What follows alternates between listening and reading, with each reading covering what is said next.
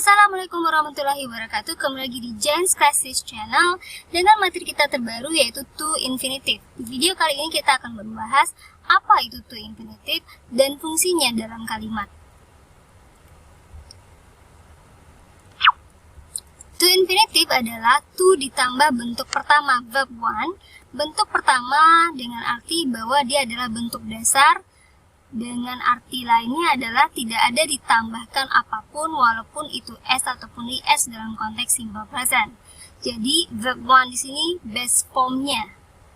Nah, yang perlu kita waspadai adalah to tambah verb one ini. Jadi ketika ada kata kerja diawali atau didahului oleh to, dia bukanlah kata kerja.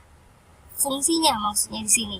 Walaupun secara bentuk dan diartikan dia adalah kata kerja, tapi secara fungsi dalam kalimat dia bukanlah kata kerja. Jadi jangan sampai tertipu.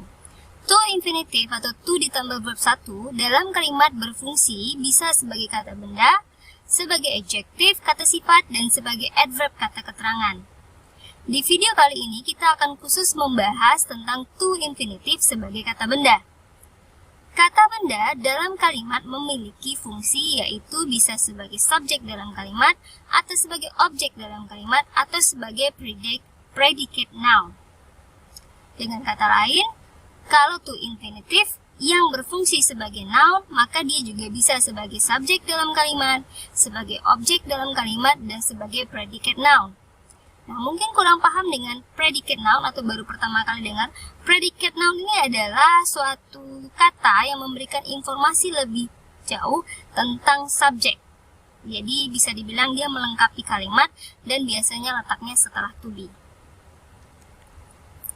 Kita ada contoh berikut. Di sini kita lihat ada to infinitive yaitu to live yang letaknya di awal, di mana dia adalah subjek dalam kalimat yang mana kata kerjanya adalah would be. Dia adalah subjek untuk kata kerja would be. Maka di sini to infinitive sebagai subjek. Kita lihat kalimat kedua. Di sini ada to infinitive yaitu to eat, di mana dia posisinya adalah sebagai objek dari kata kerja once. Maka di sini to infinitive adalah sebagai objek fungsinya. Yang perlu kita ingat waspadai adalah ada beberapa kata kerja yang harus setelahnya diikuti oleh to infinitive. Maksudnya, ketika ada kata kerja dan setelah kata kerja itu ada kata kerja lagi, maka kata kerja yang kedua akan berfungsi sebagai objek untuk kata kerja pertama. Maka bentuknya biasanya bisa dua macam, bisa to infinitive dan bisa gerund. Maka kalau kata kerjanya decide, they decide staying a bit longer. Di sini penggunaan staying yaitu gerund di sini adalah salah. Karena yang namanya kata kerja decide, kalau setelahnya objeknya juga kata kerja, maka objeknya itu harus dalam bentuk to infinitive. Berikut adalah daftar kata kerja yang setelahnya harus diikuti oleh to infinitive. Ingat, ini hanya berlaku kalau setelah kata kerja ini, objeknya adalah kata kerja juga.